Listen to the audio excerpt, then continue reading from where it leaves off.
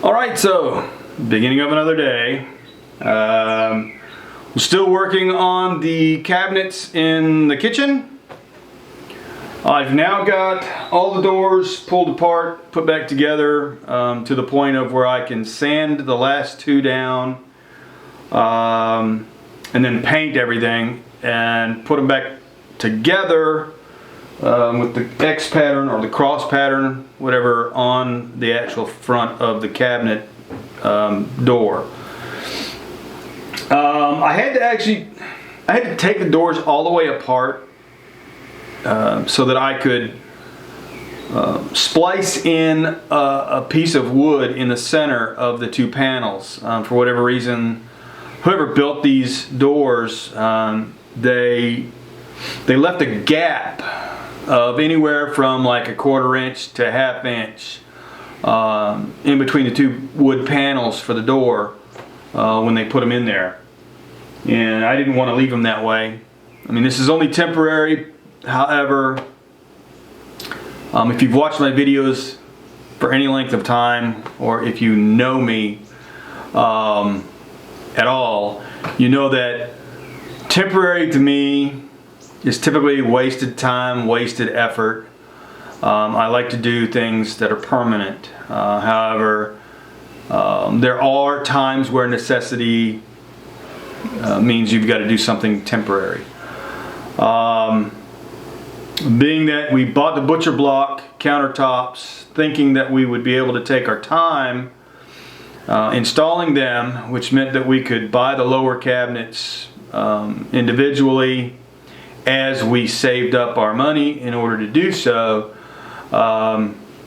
We didn't think we'd have a problem, but in watching some videos, and actually when we got our second batch of countertops in from where we purchased them, the first three I bought 96 inch by 25 inch. I bought two of those, and then a 48 inch by 25 inch piece of butcher block from Lowe's. And they were pretty much wrapped in the, plastic wrap and everything. And I brought them home and we put them in the back end of the shop here and left them there for a couple of weeks. When we got the others in, we had to actually open them up and look at them because this was a special purchase for the counter space that I built, for the little counter island shelf area. And they had directions in there that basically said that you need to seal the butcher block, the wood, within 48 hours and have it installed as soon as possible to keep it from cupping, warping, twisting, or having any other issues. So at that point it's like, okay, well, what do we do? Well, we go ahead and we decided at that point we would put the countertops in.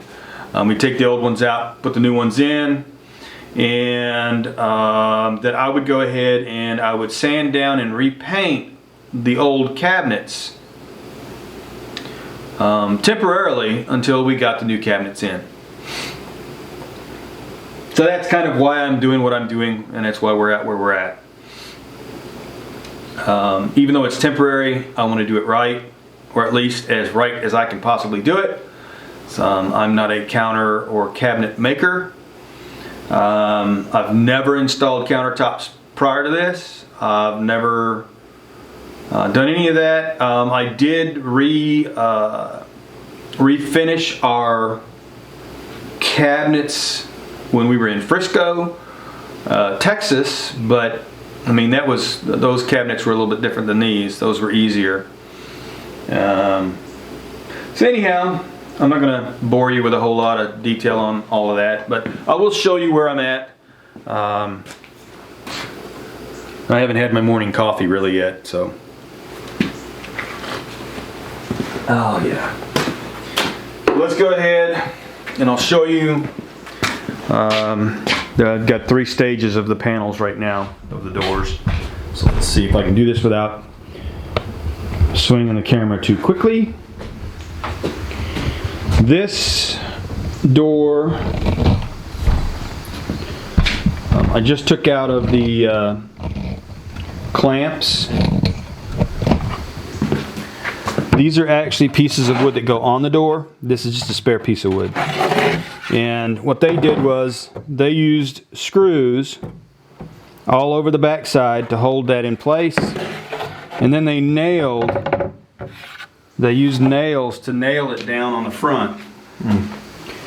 So I had to take all of that out. This strip here is the wood that I put in. This being one of the worst doors for the gap. I also had to refill 2 knot holes. The knots came out while I was sanding. This door is now pretty much ready. I'm going to take it all the way apart again, other than I'm going to take these off, sand it again. The back is pretty much the way I want it, but I'm going to sand the center to get it right. And we have this one that's still in the clamps that I'll have to take out of the clamps. And like the other one I just showed, I'm going to do the same thing on this one. Those 2 pieces of wood are pieces that go to it. They actually had these longer than what the door was, wide.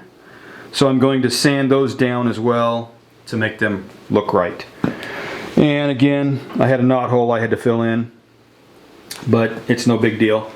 The rest of the pieces for each door that go for the X pattern are here, and I've marked the back side where I want them so I know which way to lay them. And that's pretty much, this is how it goes. So anyhow, it's something like that, so that you kind of get an idea. You can't really lay it out that good, but those are already sanded down on each one of the doors. And then these doors, I have 4 doors that I've already got sanded completely down. All the pieces are sanded and everything's ready to be painted. But I didn't want to paint until I was done sanding everything, because in here you get sawdust everywhere. So these are completely sanded down. And my initial sanding, I did 40 grit, then I did 80 grit. Then I glued it, clamped it, let it dry.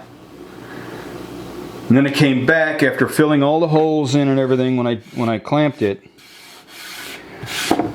I went ahead and I sanded it with 120 grit, 240, and 320 grit, so that it would be a smooth surface. So they're all fairly smooth now, and should take the paint real easy. So again, I've just got 2 more doors to finish off, and the putty that I'm using for the holes, it dries in 30 minutes, so that obviously I have holes to fill in on these 2 pieces of wood from the nails that they used, and that'll be that, and then I'll start painting. So anyhow, let's go ahead and get started.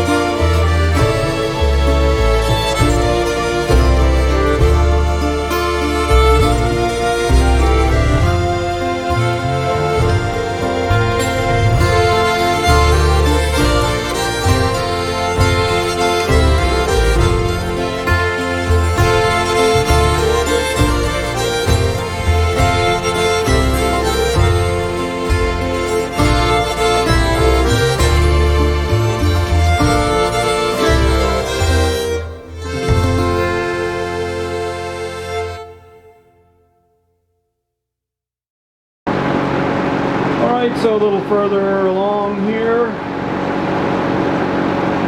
I've got 4 more doors painted and put back together.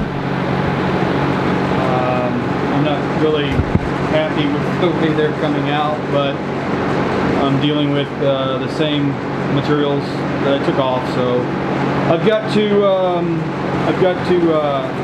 touch up a couple of these, and then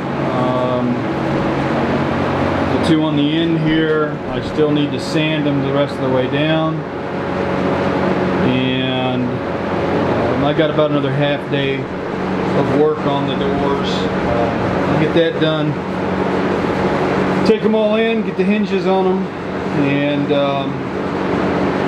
that'll be done, other than the handles that I'm going to put on them, which we'll figure that out tomorrow as well. So, anyhow, a little more done. Progress. We'll be back on it again tomorrow.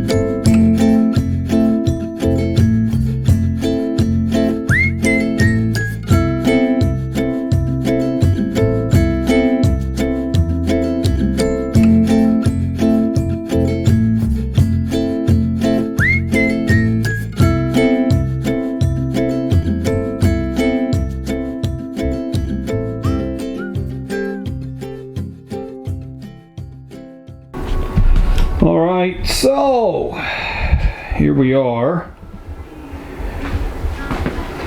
finally finished. And this right here, this drawer, they sent us the wrong handle for that. That's chrome, it should be brushed nickel to go along with everything else. But all the hinges are on. That is just a blank. It's nothing there, so there's nothing needed. And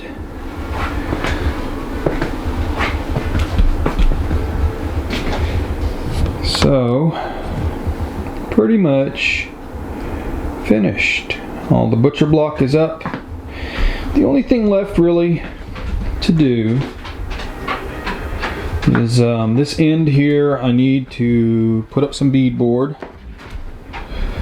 I'm leveling it right now, so the beadboard over here on this corner I pulled off, and I've got to tack it back up and then put the trim work on, and I'm completely done at that point. So anyhow, and I think sorry if I'm moving the camera around too much. Down here,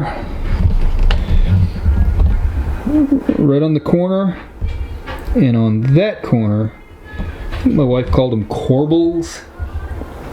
They're little decorative pieces that go underneath the counter. I've got to put those on as well. That'll be after the trim work. Or I guess you could say that's part of the trim work. So anyhow,